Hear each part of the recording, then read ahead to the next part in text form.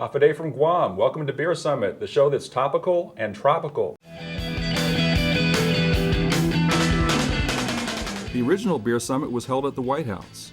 Like all Americans, I was deeply moved by this event. I called it my worst enemy ever since elementary school. His name is Fred, and we held our own Beer Summit. I got the idea for this show while staggering home from my Beer Summit with Fred. And like the original Beer Summit, I decided that my show would be taped at the White House. But I was told in no uncertain terms that I would not be allowed anywhere near the White House. So, in order to be absolutely safe, I took my show to Guam, which is about as far away from the White House and those annoying Secret Service agents as I could possibly get. We initially had some concerns about coming to Guam. My fear is that the whole island will become so overly populated that it will tip over and capsize. But so far, so good. So a warm half a day from Guam, the beautiful U.S. island territory where America's day begins. America and Asia, one of the most beautiful places in America, one of the most beautiful places in the world. Home to proud Chamorro Americans and their remarkable ancient culture. Welcome to Beer Summit from Guam. The premise of Beer Summit is simple. One controversial topic, two guests from opposing points of view, 3 mugs of beer. After figuring out where our guests disagree, which is the easy part, we then proceed to the hard part, figuring out how two people coming from seemingly irreconcilable perspectives can find common ground on an important issue of the day. I'm your host, David Cohen. Today's topic, pro-life, pro-choice, abortion. Does human life begin at conception, or is a fetus merely a potential human being, not yet entitled to the protection of the state? How do we resolve the conflicts that inevitably arise as people's religious beliefs clash with changing social mores? We'll discuss it all, and we'll find the common ground. Let me introduce our guests, our way outside the Beltway pundits. On the left, we have Tina Sablan. Tina is an international elections observer and a former Congresswoman from the U.S. Commonwealth of the Northern Mariana Islands. In her spare time, Tina enjoys plotting the violent overthrow of the oppressive American capitalist system. That's not true. Are you calling my teleprompter a liar? On the right, we have Ramona Jones. Ramona served in the White House, the State Department, and the Interior Department in the administration of President George W. Bush. In her spare time, Ramona enjoys stamp collecting and burning books. You know, David, now you're just stealing jokes from Red Eye. We're on public television, so Right. this is for the public benefit. So I am not stealing jokes from Red Eye. I may be appropriating their jokes for the public benefit, but I'm not stealing them. It's like, you know, when the government takes your house so they can build a freeway. It's perfectly legal.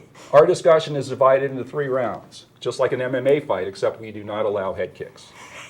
Round 1 is starting positions, where our guests lay out their opening positions on the left and the right. Round 2 is the probe, where I cross-examine each of our guests and probe for possible areas of agreement. Round 3 is common ground, where we identify specific points on which our guests can agree. Before we start, an important disclaimer. We do not promote the consumption of alcohol. Here at Beer Summit, we don't need alcohol to make us incoherent. All of the beer that you see on this set today is non-alcoholic. So if at any time during the course of this show our judgment seems impaired, it's not the beer. Actually, before we start, it might be fun to ask some inappropriate personal questions of our guests. Ramona, I understand that you're half Chamorro and half Haole. Haole, Yes. of course, we refer to Caucasians out in the islands. Right. It's a mixture that they call Chamauli. Chamauli. Yeah, I didn't make that up. And Tina, I understand that you're half Chamorro and half Okinawan, and well, that's a Chamanawan, or I don't know. I don't know if that's. It's actually a quarter Okinawan and Italian, so it's Chamo-Kitalian. Of course, and I know that's how you introduce yourself. So the two of you together make one Chamorro, and Ramona, you know, we have millions of viewers who are not from the Western Pacific. So you know, maybe for their benefit, you could just briefly explain, you know, what is a Chamorro? Well, according to Stephen Colbert, who I love, we're delicious. Chamorro. Chamorro. That sounds delicious. But We're the people who are You're delicious in that Stephen Colbert advocates cannibalism against chamorros? Or? I don't know how he knows, but it's true. So he's right. So, but we are the indigenous people of the Mariana Islands, which is somewhere between the Philippines and Honolulu. Oh, okay. And what's the region? Micronesia. Okay, in the region of Micronesia, and which is a subset also of Pacific Islanders. Yes. Okay, all right. Can I give a shout out, David? To the Northern Mariana Islands, which are the islands north of Guam. So the Mariana Islands include both Guam and all the islands north, and I'm from the island of Saipan. Island of Saipan? Yes. What country is that in? Do they speak English then? We're also delicious. Well, all right. We have the Northern Mariana. Please answer that question, though. What country is that in for the benefit of our millions of viewers who we are part of the Commonwealth of the Northern Mariana Islands and in political union with the United States. Cool, cool. Well, okay. Without further ado, let's proceed to round one, starting positions. So, Tina, why are you pro-choice? Well, I believe that women have the right to make decisions about their own bodies, including decisions affecting their reproductive health. Okay. And do you support taxpayer funding for abortion? I do. Poor women should have the same access to freedom of reproductive choice as wealthier women. Okay. Ramona, why are you pro-life? I'm pro-life because I believe that from the time that the chromosomes meet to make a new entity, that entity is a human life, and it is a unique human life. I believe that it's alive until it dies or it's extinguished, and I believe that all human life has intrinsic value and worth, and that each human life is equal in value. Okay. Well, that bell can only mean one thing. It's time for round two, the probe.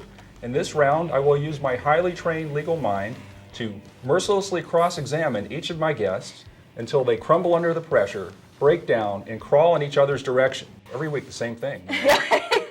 So, my first question for you is, if a fetus is developed to the point where it can survive outside the womb, should the state be able to prohibit abortion at that point? And let's assume that the health of the mother is not at stake.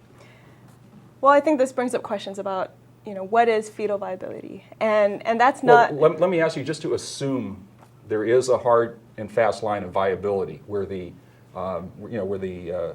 fetus can survive outside the womb. Mm-hmm. So, let's not add in complicating facts.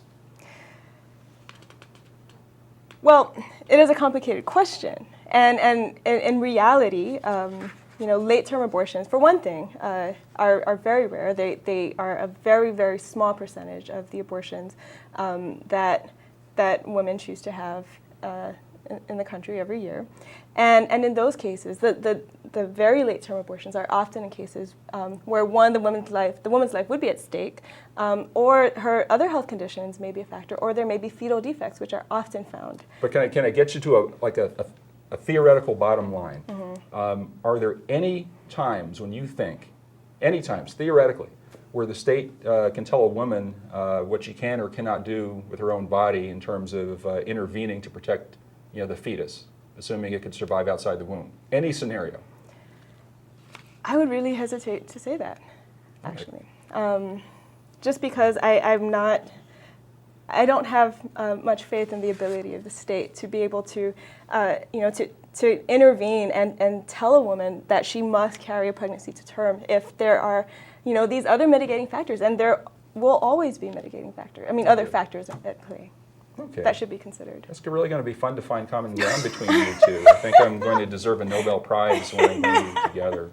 Actually, I happen to know that the Nobel Committee watches this show. I think they're all on a couch in Norway watching us. So we'll see how that goes. But all right, let me give you a hypothetical.